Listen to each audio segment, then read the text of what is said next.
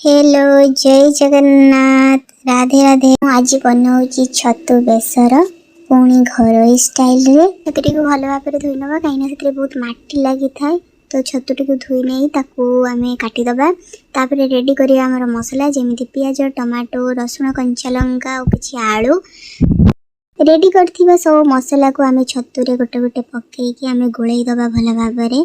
जमिति प्रथम पकेबा रसुण कंचा लंका टमाटो आलू पियाज ताको पकेबा। तापर स्वाद अनुसार लूण पकेबा। तापर आम किछि गुंड मसला देबा जेमिति मु देइछि हळदी गुंड लंका गुंड जीरा गुंड धनिया गुंड ए सब को पकई सारला परे तापर आम किछि गोटा जीरा पकेबा।